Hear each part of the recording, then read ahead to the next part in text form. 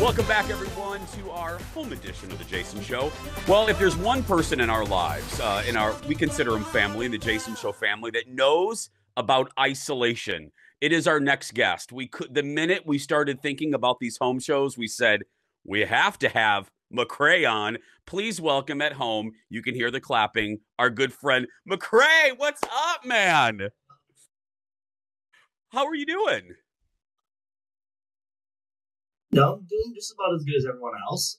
These are tough times, very tough times, and like you said, I kind of know exactly what everyone's kind of going through. I guess I was in the house for 84 days of isolation. On top of that, I had over 100 plus days of being sequestered altogether. I understand that this is no joke. Yeah, so I'm thanks for having me, I guess. Well, I'm thrilled to have you. Let me start with this. Even though you've gone through Big Brother, this is obviously very, very different. How are you doing? And do you think your experience in Big Brother has kind of helped you during the stay-at-home order? I mean, I'm doing fine. I also I have a job right now. I'm an essential worker, so technically I work at a gas station. I do the social media for a gas station, so yeah. I mean, I can stay home and do that also. So I'm employed. That's what matters the most. But I think that, the thing about me being on the show is it actually opened my eyes up to how miserable this will be for everybody. I want to inspire some hope. But at first, I mean, come on. The problem is that, when I was doing Big Brother, we were doing, I'm there fighting for $500,000. Yeah. It's a lot easier to just stay home and not do anything when it's that much money. But on the other hand, it's a lot tougher because we didn't have internet. We didn't have books. We didn't have, you can't communicate with your family. So there's things about it that are easier, but there's things about it that are tougher. So, I mean, I'm obviously super prepared. I've got all the things in the world. I've got all this TV to watch in the world. Yeah, this is like vacation for me, essentially. This is like, everyone's on the same Big Brother time now. Everyone's, lazying around and watching stuff. I love it. I was going to say, I'm not quite sure. Are you Gen X or are you are millennial? Where are you? Technically, I'm a millennial. Okay. I believe. Are you?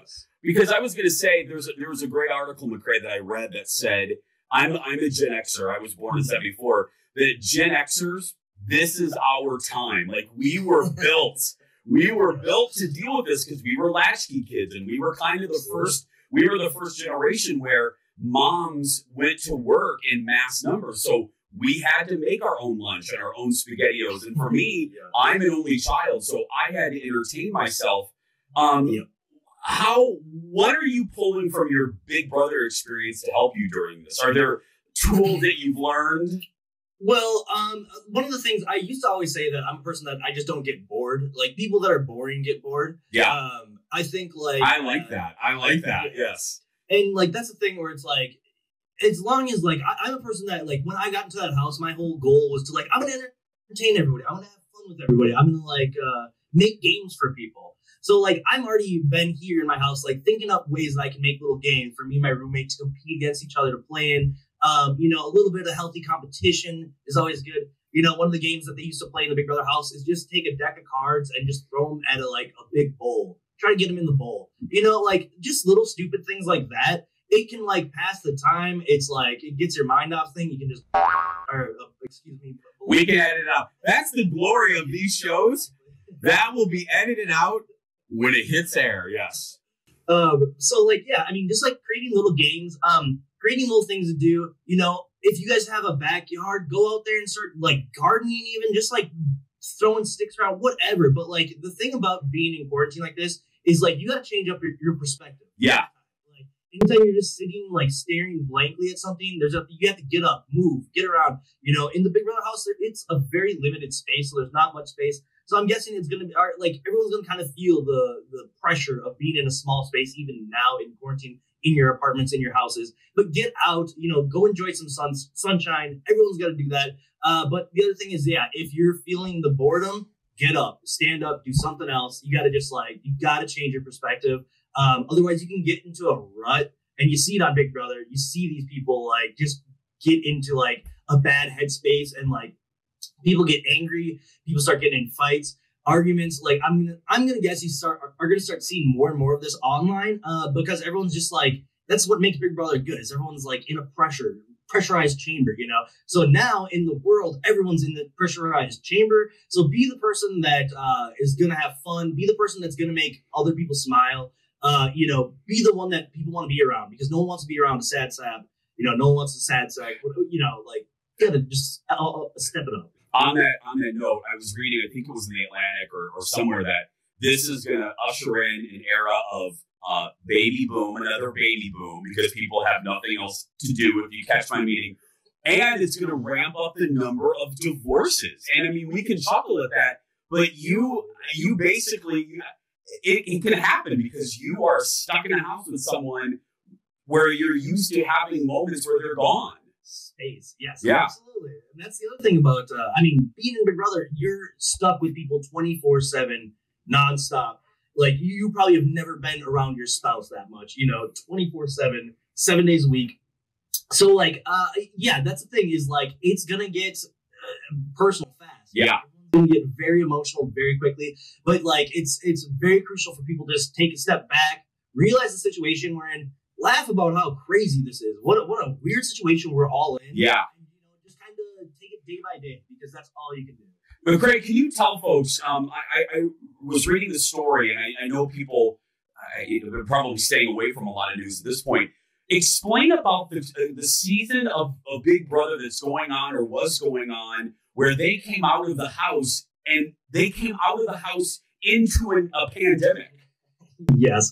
So, actually, yeah, Big Brother Canada started somewhere like early March, I believe, March 3rd, I think. They were in the house.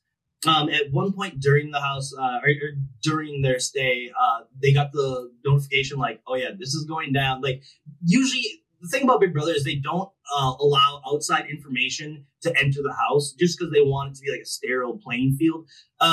And like, this is the one time Endemol, who's the parent company of all Big Brother games, they actually gave the like order to all of these games, and to everyone has to tell the house guests that the coronavirus is going on. So this is unprecedented. The only time this has ever happened was in 9/11, when there's Big Brother players in the house and one of the persons was in it. It was like, this is just like unprecedented. So they pretty much were like, at a certain point, they had to just call the show. It sounded like people were walking off a set, like the crew was, because there was unsafe conditions. And they had to go, you know, you are all in quarantine right now. We're kicking everybody out. There's no winner. All the money is being donated to COVID research. And everyone just had to like pack up and go home. It's very wild. I've been talking to some of the players. They are crushed.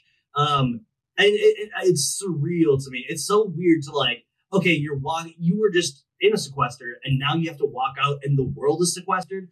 Imagine going there, everything is fine in the world, and then you come out and the world has completely changed. You will feel like an alien. It's so surreal. I thought, I'm like, I can't, it's hard enough for us who we were in the real world, and then like that, and, you know, really, I mean, restaurants were closed and theaters were closed and work was closed. But for those folks, oh, what a shock. Very, very odd. Yeah, and I've been talking to them, and they have been, that's what they pretty much are saying. Just like, this is insane. It's so weird. I feel bad they're not getting their like people, their adoration from their hordes of fans, you know. It's weird. But I was telling them, like, you are a part of something that will never happen again, probably. Ever. Something that, like, yeah, like, you are a part of the zeitgeist of our pop culture, you know, like, this is unprecedented, and you guys got to be a part of it. Like, I was just trying to, like, you know, help them a little bit, but I feel bad for him. And yeah. The thing about it is, like, they were probably safer in that house, to be honest. I was going to say, they probably are. Yeah, it's so self-contained there, and there's such, like, I mean, people come in to, like, set up competitions and stuff like that. That's, like, the only place that cross-contamination could happen, I guess. But that's the crazy part, is like, they were probably the safest in there than anywhere else in the world. Crazy. Well, my friend, will you come back and join us this week? Because we're going to be doing these at-home shows, I think, probably into the summer. So please come back. Yes, absolutely. I'll come in. I'll talk about anything you want to. Thank you, buddy. Yeah. Everybody at home, clap for our friend. It's McCrae. That's right. We're gonna take a break. Don't forget to follow McCrae on social media. We'll put it right down there. We're gonna take a break, and we'll be back.